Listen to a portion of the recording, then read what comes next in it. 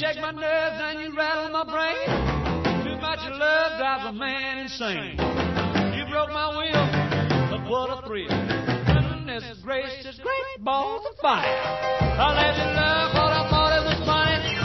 You came along and woo, now honey, I changed my mind. This love is fine. It's just great balls of fire. Kisses, baby. It was good.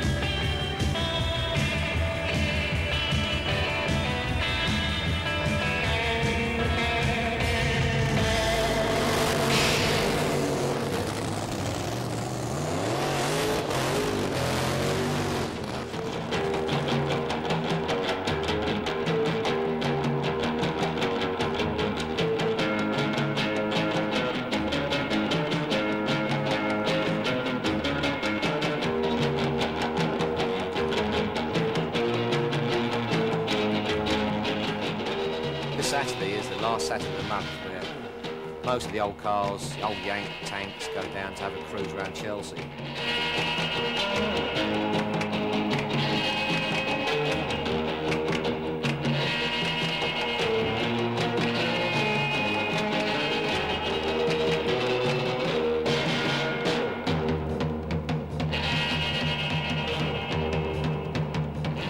First started coming down, they would close the park at sundown, so all the cars had to go out, and the whole cruise kind of really centred around Chelsea Bridge, and you get all the spectators sat on both sides of the bridge, and then you get like cars going in both directions, and that's a 3-lane bridge, so the cruise cars would like go down each side of the bridge and leave the centre free, and then you get all these like motorbikes doing burnouts and wheelies and all sorts of horrific stuff down the middle.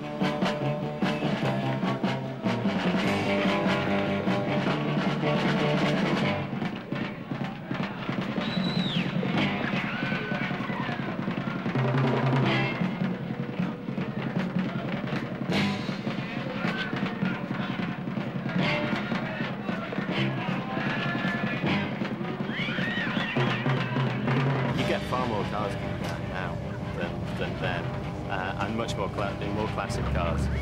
Because it went through a whole period where people would stop coming because they didn't really want to sit in a traffic jam, you know, around the park, going around the two bridges and driving around, and like, it'd maybe take you an hour to get from here across Battersea Bridge, back over Chelsea Bridge, down the bottom of the park, and to here, it'd maybe take you an hour, and it's like, that was pretty tiresome. And so since they've opened up the park, just more and more cars are coming down.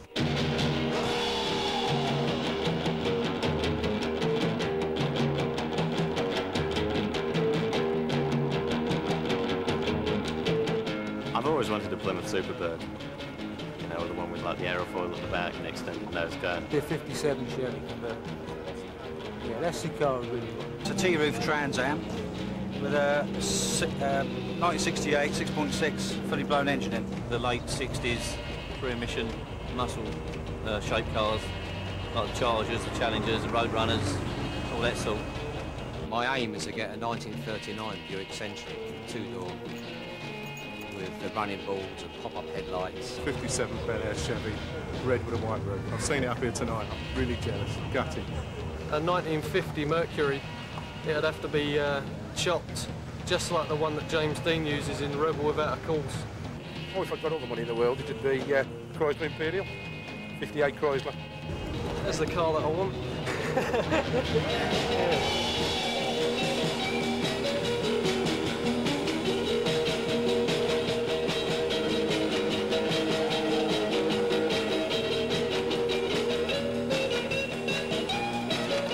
Well, you can go into your garage at 7 o'clock in the evening and you can still be there at 2 o'clock in the morning, and like time is oblivious. It's a drug. A drug. And I'm hooked.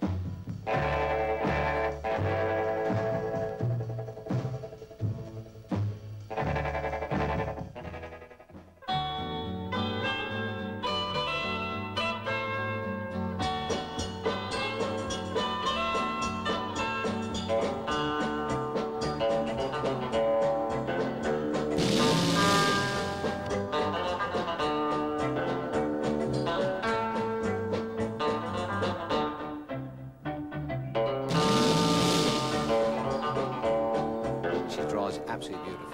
Goes forever. This is a 1953 Buick Special 48D. I originally found it in Hemmings magazine. A friend of mine brought it back from America. So I rang the guy up in the States, Arizona, and we'd done a deal for $5,900. And then it was a big wait, waiting for it to come over. About 5 weeks, but she was worth it. She was a real beauty. I arrived at Felixstowe with some friends of mine with a trailer to pick her up. And I was actually, I couldn't believe the condition. We was all shocked and lifted the bonnet up. It was as good as the guy said.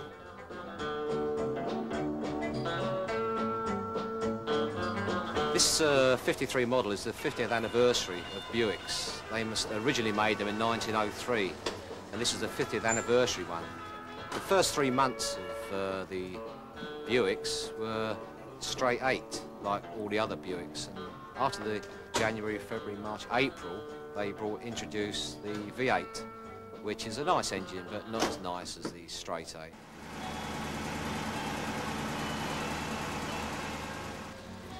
She's a three-gear stick shift, not automatic. Don't like automatics. I like manuals. Get a better feel of a car with manual. Drum brakes, it do 70 miles an hour easy, but you need about 2 miles to stop it. So cruising the 50 is quite nice. It would do 100, but I wouldn't want to do it any old car. Anything can go wrong.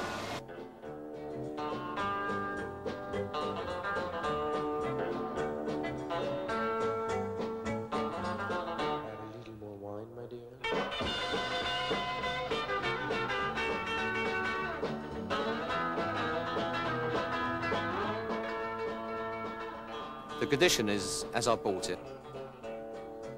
Carl sent me one trophy over. It came first in the southern states.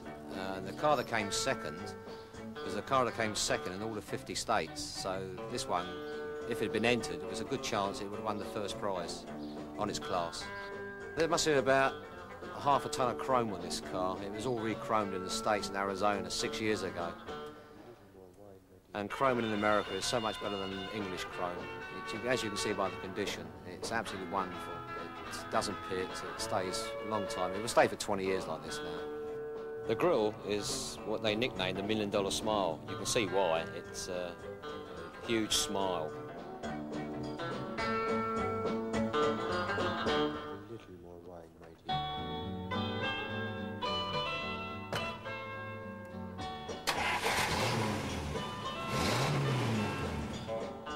I belong to a Buick club and pre-50s clubs where they have anything that's old cars. We have meetings.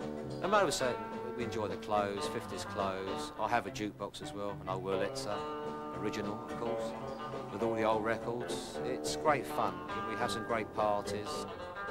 People who buy cars for investments, they don't enjoy their cars. To enjoy a car, you've got to drive it and maintain it. It's no use buying a car and sticking it in the garage like some of these Lamborghinis for 10 years. You might make some money, but 10 years sitting in the garage is no fun. I'd rather use it for a few years, improve it, and buy another one when I get fed up with it.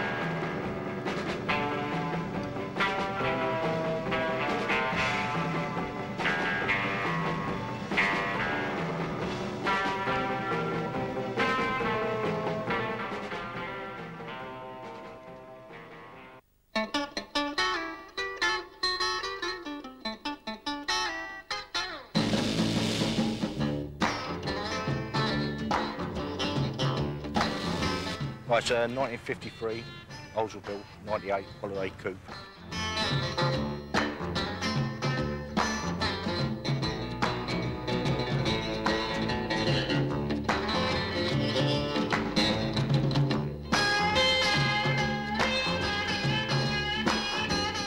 Yeah, it's totally original. I've been after this sort of model and found it. It's all stock as it come out of the factory.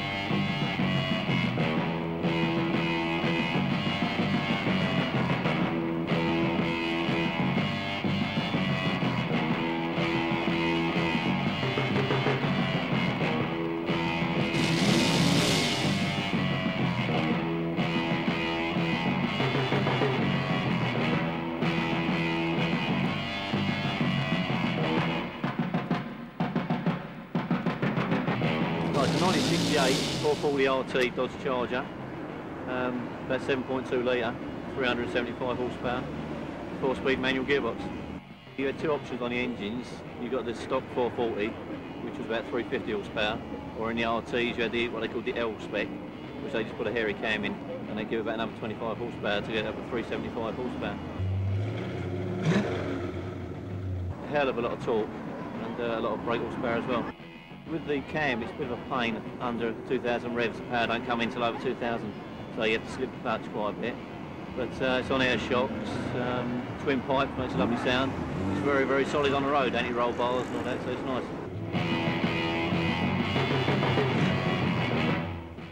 For me personally, it's just the sheer stupid power, just the unwielding, phenomenal horsepower. It's totally really unusable, but it just really, I don't know, gives me a hell of a buzz. Brilliant.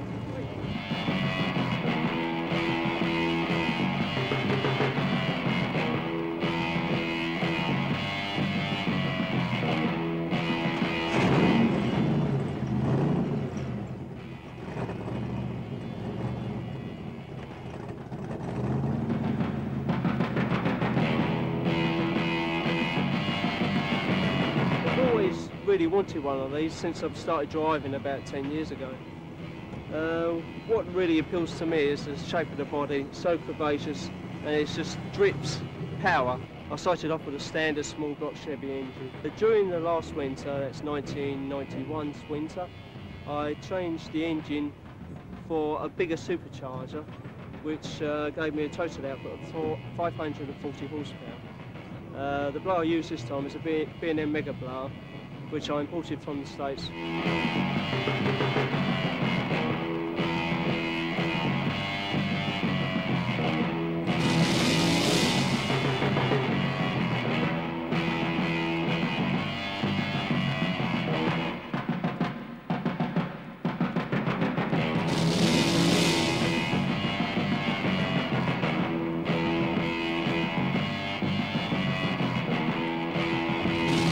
That's about it on the engine. Obviously it's been really heavily worked. The body is a standard Dax body shell, which I sprayed in royal blue with a silver base, and it's a candy apple. It's a bit of a pig to touch up when it does get scratched or damaged, but I've had a lot of good comments about the colour of the bodywork. They say it suits the car.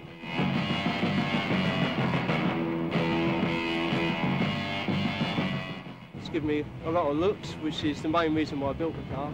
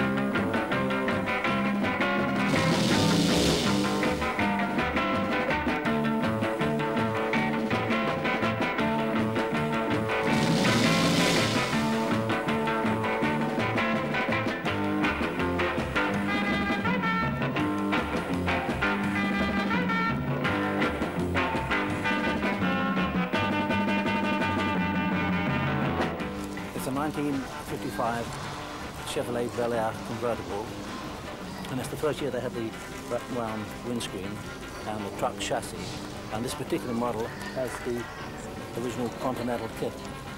It was 6 months old when I bought it in Vancouver, British Columbia.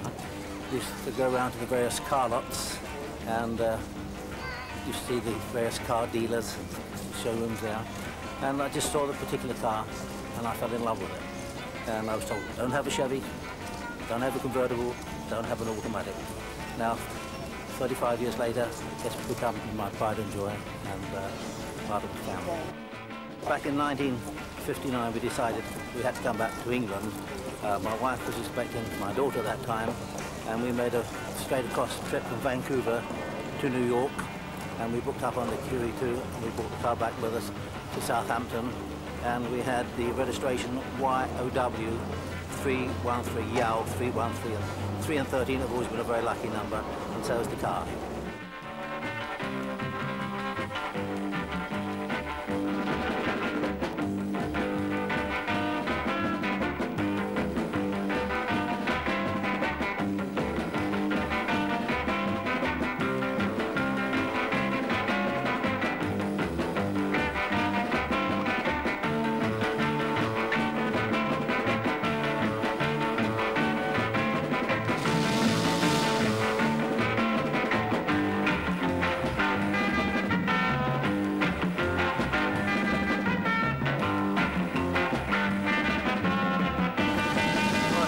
It's a 1962 Corvette. It was imported from America about 3 months ago. I usually drive the car up and down to London a couple of times a week. We always come to the Chelsea Cruise, different car shows and stuff that we go to. Always had American cars, always will have American cars. It's just the way to go. If you get out of an American car and get into an English one again, then the feel is totally different. I wouldn't really have it any other way. It's a different feel to driving anything other than having a V8 engine under your foot. It's immense power at such a small touch, you know. It cost me approximately 20,000. That was with the shipping and duties and everything paid. Never regretted buying it. It's a really good car for the money.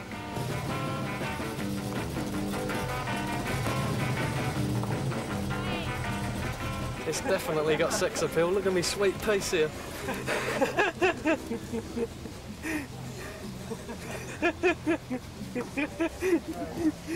Oh, cut.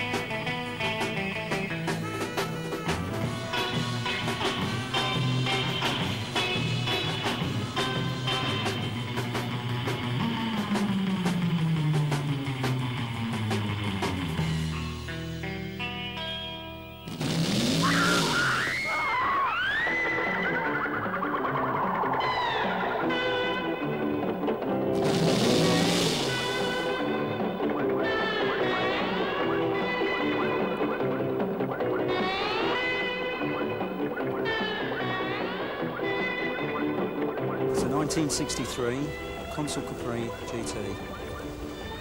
It was one of only 2,111 built in 1963. There's very few of them left now. It was the coupe version of a saloon car that was put out by the Ford Motor Company round about 1961, which was a four-door, and if you're familiar with the Ford Anglia, it had an angled back window, and it was rather like a grown-up brother of that. And this was the faster version, if you like, a two-seater coupe, which was very popular at the time, but unfortunately was underpriced and so became an instant failure. When I saw the car, it was in a garage, but it had been stripped completely of everything on it and also all the paint, and it was rusty. I bought this and one with a lot of parts on it, which was really no good for restoration, for £200, and gleefully took it down the village, pushing with my friends, with the brakes rubbing and overheating, and when we got it indoors, I put it in the garage and I sat in it and I thought, I'd love to be driving.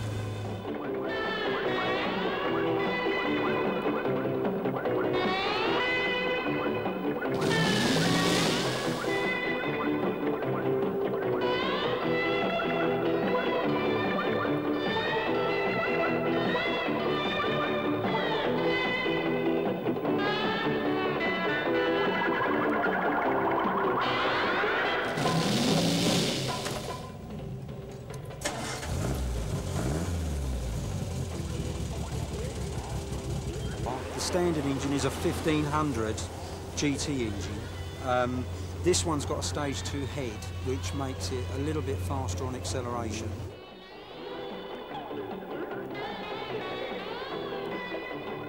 I've chosen not to actually bring it right up to date like some people tend to do with cars and have flared arches and that, because I think the basic shape itself is a good looking car, and I think it's a timeless shape, and I think it's one that will only grow in popularity as it gets older.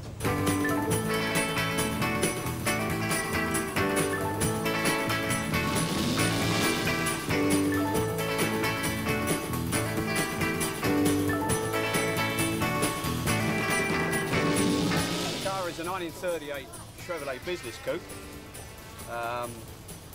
It was designated Business Coupe because it's a two-seater, and it has a very huge boot which carried the businessman's samples or bootleg whiskey or a few bodies, whatever. The nice thing about the 38 Chevy, it looks almost as if it's been roof chopped, but it hasn't. This is the style of it, whereas if you look at a 38 or 39, it's much higher on this top end.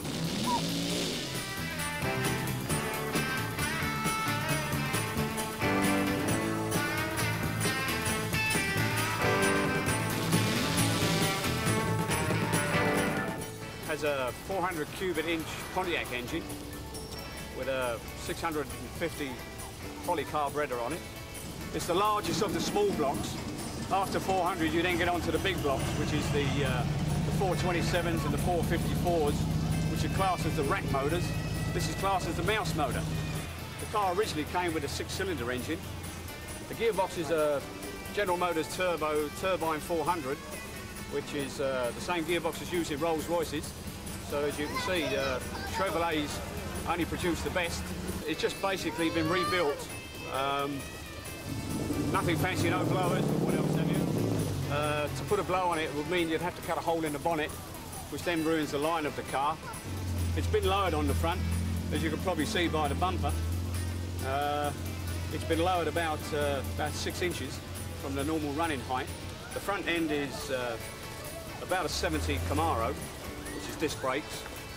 Rear end is drum, which once again is a 9-inch Ford rear end. All the running gear apart from the rear end is General Motors. Wheels are centre lines, the Carroll 500s with an imitation knock-on, which are a 14-inch front and a 15-inch 8x15s on the rear. So this is nice for launching, you know, from traffic lights and what else have you. Smokes a few tyres.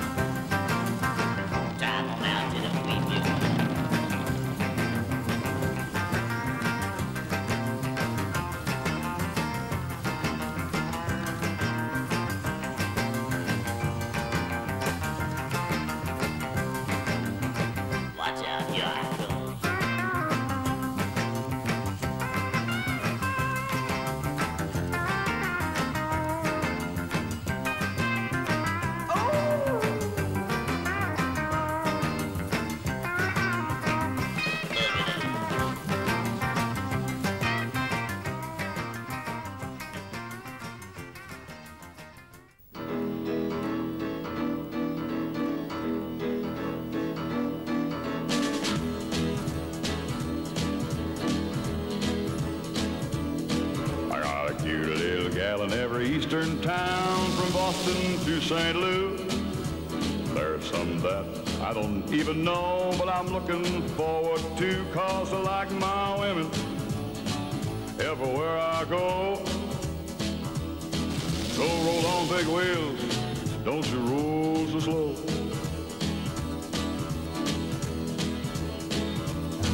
Well, the truck's a 1956 Ford F100 pickup. I went back in March to California to actually buy a 58 Corvette.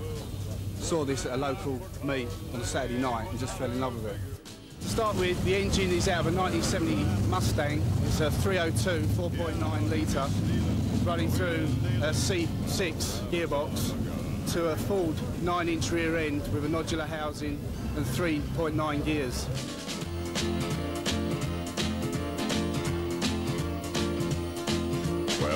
It's been dropped quite a lot lower by about 9 inches with independent front suspension, and it's got a stock 302 V8 in it. All the interior is out of a 1989 Chevy S10 pickup truck, been reupholstered, and the steering column is a tilt column out of a Chevy. These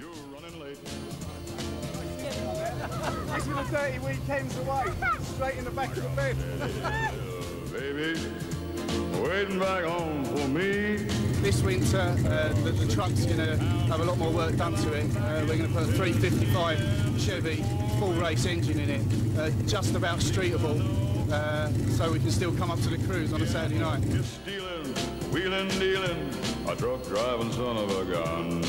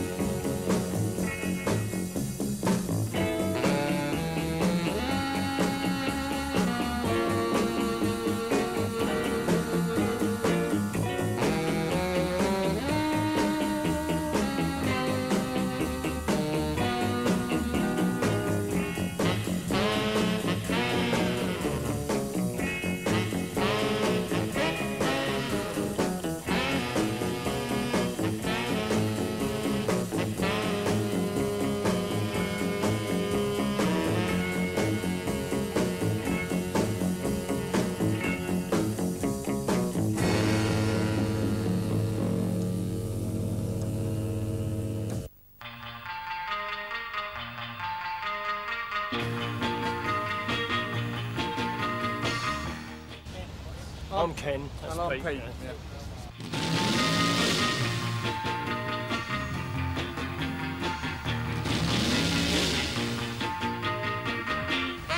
Well, this is my 57 four-door sports sedan.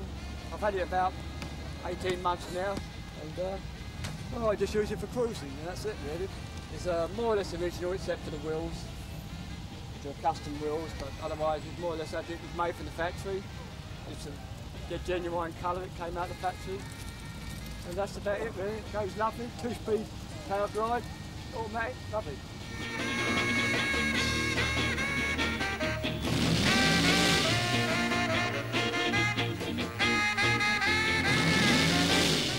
Well, mine's a 57 Nomad 2-door station wagon.